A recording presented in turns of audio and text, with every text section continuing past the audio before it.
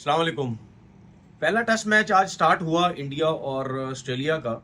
ये test match Perth पे था और मुझे बड़ी हैरानगी हुई उस वक्त कि आप देखते हैं ना, जब पिच के बारे में बात की जाती है या ये बात की जाती है कि यार टॉस कोई जीतेगा तो इस पिच पे कौन क्या करेगा। तो मुझे बड़ी हैरानगी हुई कि कुछ क्रिकेटर्स, हालांकि इतना अरसा से वो क्रिकेट खेल रहे हैं और ऑस्ट्रेलिया में भी रहते हैं, वहाँ भी उन्होंने इतना अरसा क्रिकेट खेली। और मुझे हैरानगी ये हुई कि ज़्यादातर लोग ये कह रहे थे कि जी ये जो है ना, ये बैटिंग पिच लगती है। यहाँ पे जो बुमराह ने टॉस जीता है वो उसका फैसला जो है वो बड़ा ज़बरदस्त किया उन्होंने, कि टॉस जीत के बैटिंग की। और आपने देखा कि फ़ौरन से बुमराह ने कह दिया कि मैं बैटिंग करना चाहता हूँ। और जब पैट कमिंस से पूछा गया तो उसने बोला कि 50-50 है, मुझे कोई पता नहीं कि या मैं बैटिंग करता या मैं बॉलिंग करता।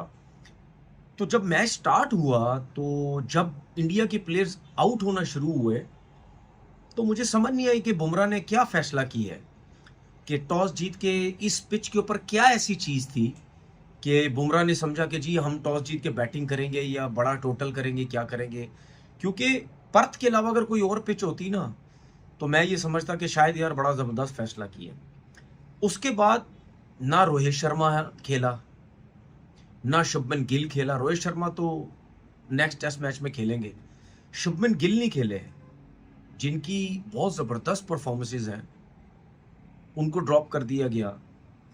और उसके बाद सरफराज की मैं बात करता हूँ, जब अभी न्यूजीलैंड के अगेंस्ट जब वो खेल रहा था अपने होम कंडीशंस में, तो आपको याद होगा मैंने उसी वक्त बोला था, मैंने बोला ये जिस तरीके से आके बैटिंग कर रहा है, फौरन से आके जिस तरह शॉटें मार रहा है और आउट हो रहा है, मैंने उसी वक्त कह दिया था कि ये इंटरनेशनल क्रिकेट में सरवाइव नहीं कर सकता। क्योंकि वो बहुत खुली-डुल्ली क्रिकेट खेल रहा है। सरफराज ये समझ रहा है कि इंटरनेशनल क्रिकेट भी एक डोमेस्टिक क्रिकेट के अंदर की तरह है, कि बस आऊँगा, ठा, ठा, ठा, ठा मारूँगा।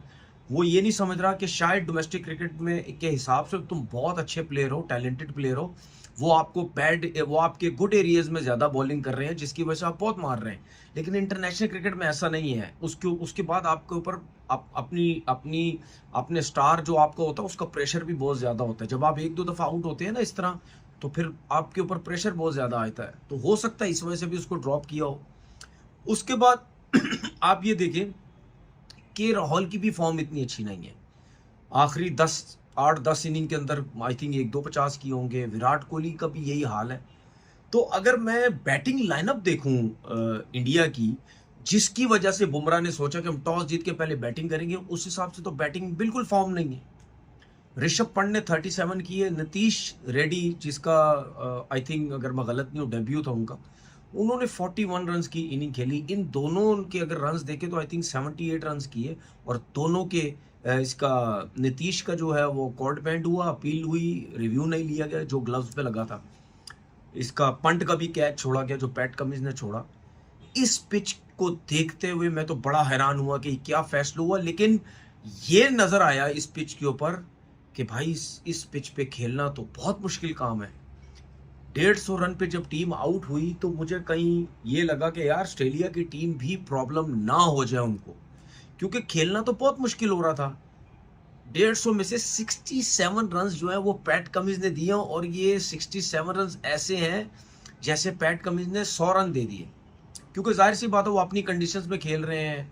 उनकी पूरी कोशिश थी कि वो ये तो इसी तरह करते हैं ना, ऊपर से भी आउट करते हैं, फिर नीचे टेल अंडर जाता है, उनको बाउंसर्स आगे खिलाना, ड्राइव खिलाने की कोशिश कि जल्दी से जल्दी जो है वो आउट हो जाए। लेकिन वो जो नीतीश ने जो रन्स किए या स्पिनर्स के ऊपर स्पेशली उन्होंने चार्ज करना शुरू किया, फिर पैट कमिंस पे भी रन्स बनाए। तो ये जो 78 रन ये दोनों कर गए, ये बड़े क्रूशल इन्होंने जो है वो रन्स किए।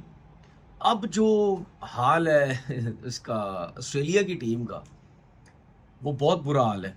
अब सबको आइडिया हो गया होगा कि यार, या इंडिया को भी हो गया होगा कि भाई रन्स तो हमने नहीं किए, लेकिन अब हमें फ़ायदा हो गया। क्योंकि जो ऑस्ट्रेलिया की टीम है वो भी तकरीबन 67 पे मेरे ख्याल में उनके भी 7 आउट हो चुके हैं। और बुमराह ने क्या एक्स्ट्रॉर्डनरी बॉलिंग की। फिर उसके बाद जो राणा साहब आए हैं एक नए, उनका एटीट्यूड बड़ा अग्रेसिव है। उसके बाद जो है वो लाइन और लेंथ के साथ बड़ी ज़बरदस्त बॉलिंग कर रहे हैं। देखें, जब कम रन्स होते हैं ना तो अगर आप एक चैनल बॉलिंग नहीं करते तो फिर आप पैनिक होते हैं। पैनिक क्यों होते हैं कि सोचते हैं कि नहीं यार ये तो सिर्फ 150 रन है, अब क्या करें। उसमें आप वेवर्ड होने की कोशिश करते हैं, ज़बरदस्ती विकेट्स लेने की कोशिश करते हैं। लेकिन यहाँ पे हमने इंडियन बॉलर्स को क्या देखा कि वो पिच को बड़ा ज़बरदस्त वो यूज़ कर रहे हैं। बहुत ज़्यादा बॉल मुंह पे नहीं कर रहे, थोड़ा सा पीछे रखा हुआ लेंथ पे, गुड लेंथ पे बॉल कर रहे हैं। बॉल सीम बड़ा अच्छा हो रहा है, बहुत अच्छा सीम हो रहा है बॉल। जितने भी बॉलर देख लें, सिराज को देख लें, बुमराह को देख लें, राणा साहब को देख लें, ये बहुत अच्छी लाइन और लेंथ के साथ बॉल कर रहे हैं। और प्रॉब्लम क्या हो रही है, एयर में स्विंग नहीं हो रहा बॉल, पिच पे लगने के बाद कट हो रहा है। जब कट होता है बॉल, उस टाइम दुनिया का जितना बड़ा प्लेयर भी आ जाए वो बहुत स्ट्रगल करता है, उसको नहीं खेला जाता, चाहे आप अपनी होम कंडीशंस में भी खेल रहे हो।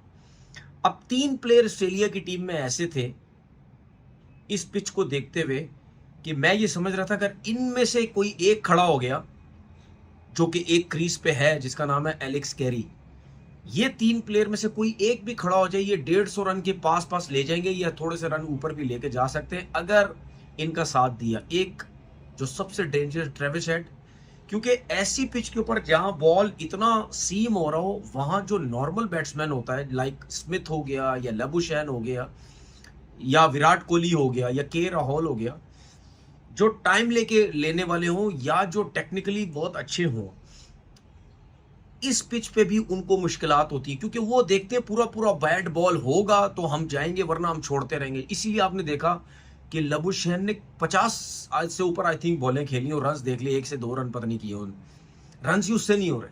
लेकिन ऐसी पिच के ऊपर मिचेल मार्श, ट्रेविस हेड और एलेक्स कैरी, ये ऐसे 3 प्लेयर हैं, ये जरा खुली डुल्ली क्रिकेट खेलते हैं। इनको 3 स्टंप से हट के बॉल मिलती है, वो जाते हैं। आपने देखा ट्रेविस हेड ने भी शॉट्स खेले, मिचेल मार्श को भी मुंह पे बॉल मिला, वो सीधा शॉट चौकिया लगाया, उन्होंने खेलने की कोशिश की। अब एलेक्स कैरी भी क्रीज पे मौजूद है। तो इस किस्म के प्लेयर डेंजरस हो जाते हैं क्योंकि उनकी पूरी कोशिश होती है यार ये जो रन चढ़ गए और बॉल बीच में जो बॉल हो रहा है ये मुश्किल हो रहा है, इसको आप किसी तरीके से खुला डुल्ला खेलने की कोशिश करो। अमूमन डोमेस्टिक क्रिकेट में भी आपने देखा होगा ऐसे ही होता है कि जहां बॉल स्विंग सीम हो रहा होता है वहां पे ऐसे प्लेयर जाते हैं जो खुला डुल्ला खेलते हैं, या आपने रन्स के पास ले गए या आपने थोड़े से चढ़ा दिए, खेलनी खुली डुली। तो इस हिसाब से देखा जाए कि विद इन स्टंप जो बॉलें हुई, ज्यादा शॉट्स का मौका ही नहीं दिया इंडियन बॉलर्स ने, ये इनकी जीत थी।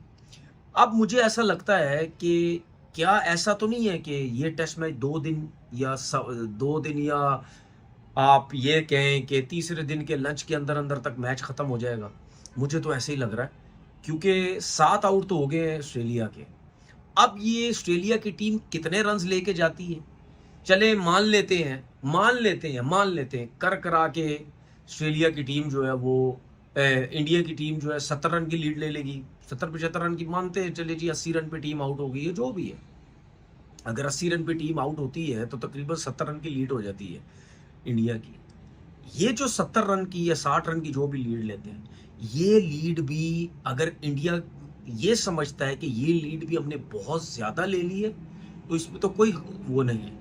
लेकिन उनके माइंड में ये चीज भी होनी चाहिए कि यार कुछ पता नहीं है, क्योंकि हमें कंसंट्रेशन बहुत करने की जरूरत पड़ेगी अब, क्योंकि ये जो ऐसी पिच है इस पे कोई पता नहीं, क्या पता इंडिया की टीम भी 70-80 पे आउट हो जाए, कुछ पता नहीं है। क्योंकि आप ये देखें कि 73 पे 6 तो आउट हो गए थे इंडिया के।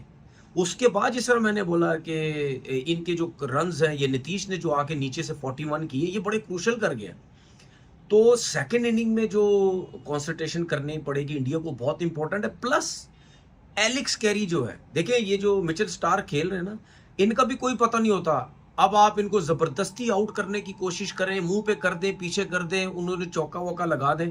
अब आपने कुछ देखा होगा कि इंडिया के बॉलर्स ने पीछे बॉल करने की कोशिश की, जिसकी वजह से उन्होंने थर्ड मैन पे खेलने की कोशिश की और चौके, वो ये करने की जरूरत ही नहीं है। ये चीजें मुझे ऐसा लगता है, जाहिर सी बात है मेरा जो अपना एक्सपीरियंस उससे आप कह रहा हूँ, वरना इतना बड़ा थिंक टैंक वहां बैठा हुआ, उनको ज्यादा समझ होगी।